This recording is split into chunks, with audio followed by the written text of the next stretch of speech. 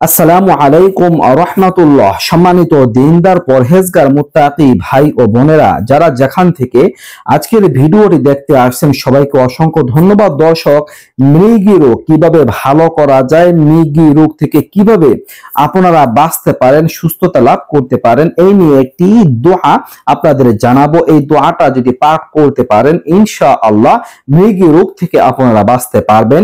যে ব্যক্তি মৃগী রোগের সমস্যায় থাকবে, আপনি এই দোয়াটা পাঠ করে তার কানের মধ্যে শুধু একটা ফুঁক দিবেন, কাজ হয়ে যাবে ইনশাআল্লাহ। খুবই কার্যকরী একটি দোয়া, একটি কোরআনের চিকিৎসা। এটা আপনাদের প্রত্যেকের কাজে দিবে যদি আমলটা করতে পারেন। আল্লাহ তাআলার প্রতি পরিপূর্ণ ভরসা রেখে, আস্থা রেখে ইনশাআল্লাহ ফলাফল লাভ করতে পারবেন। আমি আপনাদের দোয়াটা পাঠ করে শোনাচ্ছি। এই দোয়াটা আপনারা কানের মধ্যে ফুঁক দিবেন পাঠ করে। একবার পাঠ করে কানের মধ্যে ফুঁক দিলে ইনশাআল্লাহ সমস্যা দূর হয়ে যায়। দোয়াটা হচ্ছে এইটা, বিসমিল্লাহির রহমানির রহিম, আলিফ লাম মিম সাদ তা সিন মিম কাফ হা ইয়া আইন সাদ, কাফ হা ইয়া আইন সাদ।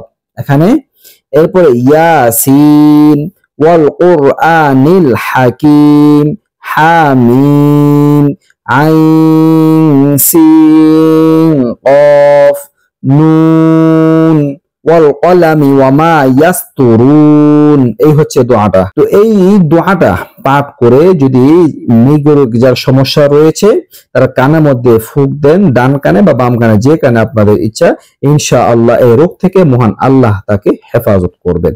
এই ছিল আলোচনা। নিত্য নতুন আরো ভিডিও পেতে সবাই পাশে থাকবেন। এই পর্যন্ত আসসালামু আলাইকুম রাহমাতুল্লাহ।